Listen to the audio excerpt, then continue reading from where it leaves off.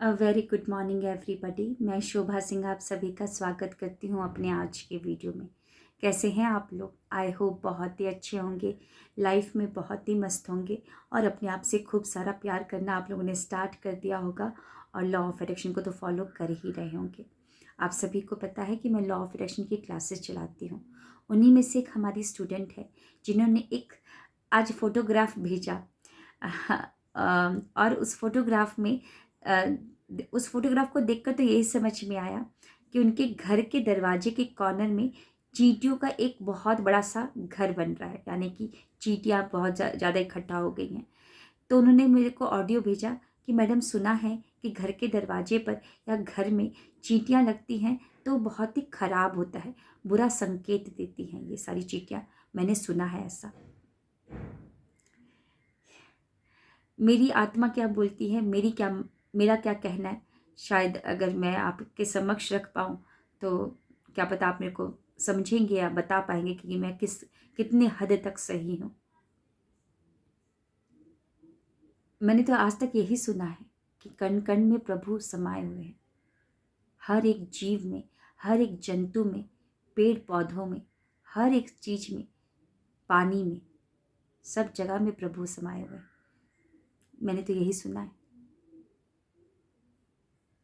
एक स्टोरी के माध्यम से आपको बताती हूँ कि एक बार एक भक्त विष्णु भगवान के, वो बहुत ही प्रेम करते थे प्रभु को।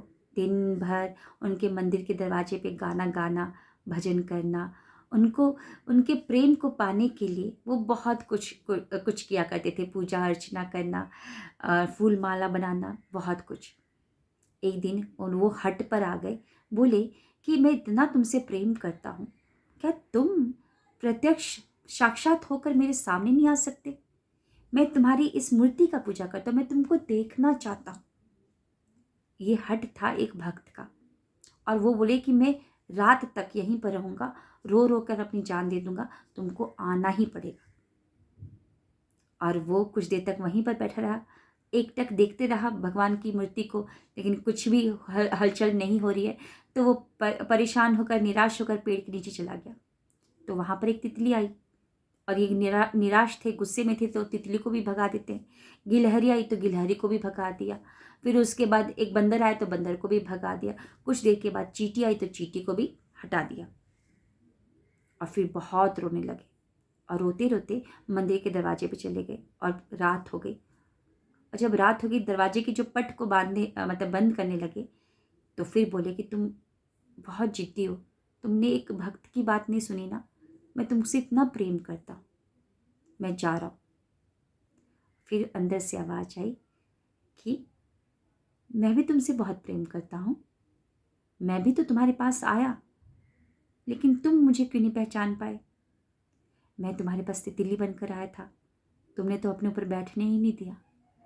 मैं बंदर बनकर आया, तुमसे प्रसाद मांग रहा था, तुम्हारे यहाँ वहाँ घूम रहा था, लेकिन तुम भगा दिए मुझे। गिलहरी बनकर आया, वो चींटी बनकर आया, लेकिन तुम मुझे क्यों नहीं पहचान पाए? मैं तो हर एक जगह पर हूँ, हर एक कण में हूँ। ये कहानी है ना। तो ये कहानी से हम क्या सीख रहे और समझ रहे कि उन्होंने ये बोला कि मैंने सुना है कि घर के दरवाजे में चींटियां लगना मतलब अच्छा संकेत नहीं है, कुछ बुरा होने वाला है। ये सुना, और ये क्या चीजें हैं? ये मान्यताएं हैं जो पुराने समय से होते हुए आ रही हैं। हमने तो ये भी सुना है कि अगर रास्ता चल रहे हैं, अगर बिल्ली रास्ता काट दे तो बुरा हो जाता है। बहुत कुछ सुना है हमने, है ना। कि कौवा अगर जो दोपहर को काय काय करके घर के दरवाजे पे बोलता है तो पता नहीं क्या हो जाता है। बहुत कुछ सुना है। ये सब मान्यताएं हैं, बिलीफ सिस्टम है। मेरा दिल तो यही बोल रहा है, प्रभु तो कण कण में समाये हुए हैं। वो जानवर है, पशु पक्षी है, उनका उनका तो दिमाग नहीं है ना। उनका तो वो तो रास्ता काटेंगे ही काटेंगे, है ना। लेकिन उन मान्यताओं के चंगुल में आकर हम कहीं ना कहीं अजीब सा ही बिहेव किए जा रहे हैं। उन पैटर्न्स को तोड़ना है और नया पैटर्न्स को अपनाना है। नए बिलीफ सिस्टम को हमको अपनाना है। नहीं तो अगर ऐसा ही चलता रहा तो भविष्य में भी ऐसे ही होता ही रहेगा, लोग उन मान्यता को और बढ़ाते ही जाएंगे, है ना। बस यही बोलना था मुझे। कैसा लगा आज का वीडियो, मैं कितनी हद तक सही हूँ वो आप मुझे बताएंगे। Thank you.